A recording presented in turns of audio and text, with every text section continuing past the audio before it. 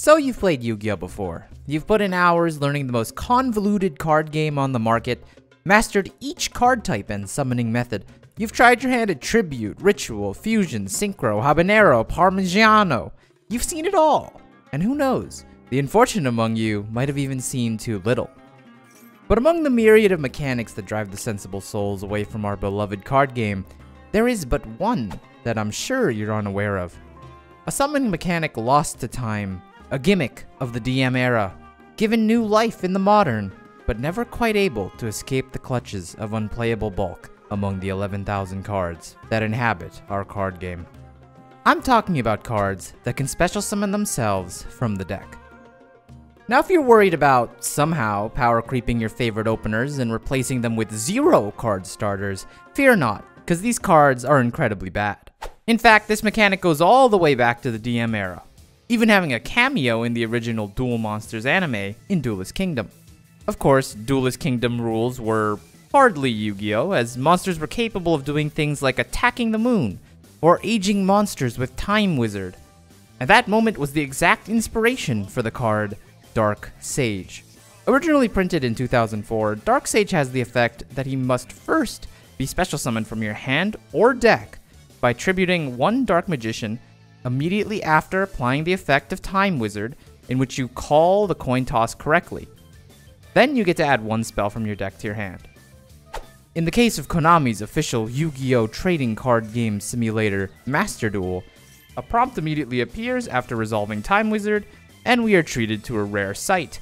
We get that signature golden glow, signifying that a card can be activated, but this time from the deck. Interestingly, despite not having a colon or semicolon denoting its activation, the card does flip up and activate from the deck, starting a chain. Then we finish by tributing said Dark Magician, like in my favorite Japanese anime, and we summon the Sage.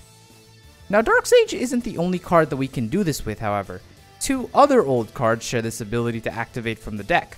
On one hand, we have Serpentine Princess, who, when face up and returned from the field to the deck, lets you special summon one level 3 or lower monster from your deck. This is obviously an incredible effect, and I look forward to seeing the inevitable replay on a Yu-Gi-Oh! Highlights channel. The other monster is the antagonist Anubis' ace monster from Yu-Gi-Oh! Pyramid of Light, Thenan the Great Sphinx, who by paying 500 life points when both Androsphinx and Sphinx Telia are on your field and destroyed at the same time, then you can special summon the Great Sphinx from your deck. That's a when you can, by the way. There is one other type of special summon from the deck, a recent creation of Konami, Escaping the Lab, written with the power level of 2017 in mind, one that is indeed much scarier. You could even call it a jump scare. That's right, while the previous cards activate themselves from the deck, there are a select few who have inherent summoning conditions from the deck. This includes the entire line of familiar possessed charmers, who all share the same summoning condition of you can special summon this card from your hand or deck by sending one face-up corresponding charmer monster and one similar corresponding attribute monster you control to the graveyard. While the 4 older elemental charmers are clearly products of their time, with their only upside being piercing battle damage, the newer familiar possessed Dark and familiar possessed Lina have more modern sensibilities, with Lina being originally printed as late as 2017. When summoned by their own effects, Dark can add any level 3 or 4 spellcaster from your deck to your hand, and Lina can add any spellcaster with 1500 defense. Which is not half bad until you realize you're playing a Charmer deck. Think about it though, you can add Ecclesia, or 0.15% Ecclesia.